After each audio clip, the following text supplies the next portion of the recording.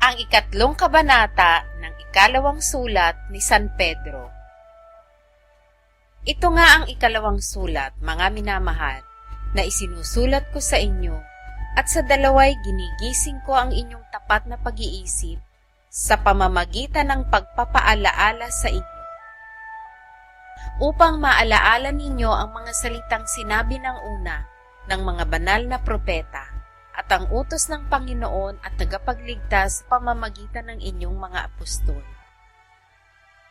Na maalaman muna ito na sa mga huling araw ay magsisiparito ang mga manunuya na may pagtuya, na magsisilakad ayon sa kani-kanilang masasamang pita, at magsisipagsabi, saan naroon ang pangako ng kanyang pagparito, sapagkat buhat ng araw na mga tulog ang mga magulang, ay nangananatili ang lahat ng mga bagay na gaya ng kalagayan nila mula nang pasimulan ang paglalang.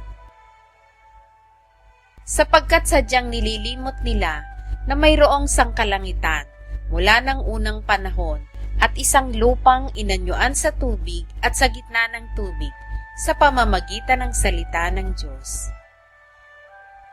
Na sa pamamagitan din nito ang sanlibutan noon na inapawan ng tubig ay napahama. Ngunit ang sangkalangitan ngayon at ang lupa sa pamamagitan ng gayon ding salita ay iningatang talaga sa apoy na itinataan sa araw ng paghuhukom at ng paglipol sa mga taong masama.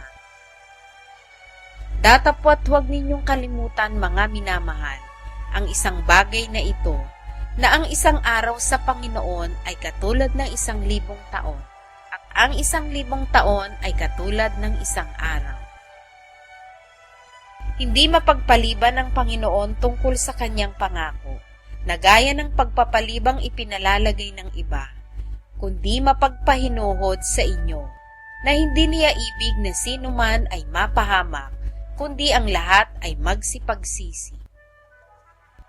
Datapwat darating ang araw ng Panginoon na gaya ng magnanakaw, na ang sangkalangitan sa araw na iyan ay mapaparam, nakasabay ng malaking ugong, at ang mga bagay sa langit ay mapupugnaw sa matinding init, at ang lupa at ang mga gawang nasa lupa ay pawang masusunog. Yamang ang lahat ng mga bagay na ito ay mapupugnaw ng ganito.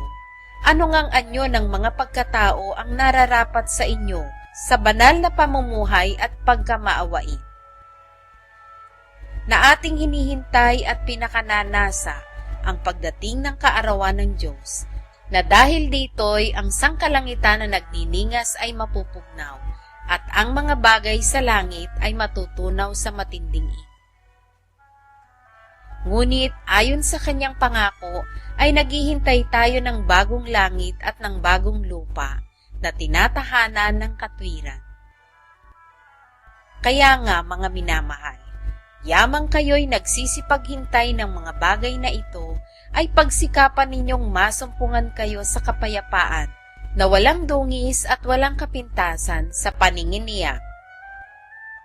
At inyong ariin na ang pagpapahinuhod ng ating Panginoon ay pagliligtas, na gaya rin naman ni Pablo, na ating minamahal na kapatid, na ayon sa karunungang ibinigay sa kanya ay sinulatan kayo. Gayon din naman sa lahat ng kanyang mga sulat, na dooy sinasalita ang mga bagay na ito, na dooy may ilang bagay na mahirap unawain, na isinisinsay ng mga di nakaalam at ng mga walang tiyaga, na gaya rin naman ang kanilang ginagawa sa ibang mga kasulatan, sa ikapapahamak din nila. Kaya nga, mga minamahal, yamang nalalaman ninyo ng una ang mga bagay na ito, ay magsipag-ingat kayo. Baka kung mangaligaw kayo sa pamamagitan ng kamalian ng masasama, ay mangahulog kayo sa inyong sariling katiyagaan. Datapwat magsilago kayo sa biyaya at sa pagkakilala sa ating Panginoon at tagapagligtas na si Hesukristo. Sumakanya nawa ang kalwalhatian ngayon at magpakailanman. Siya nawa.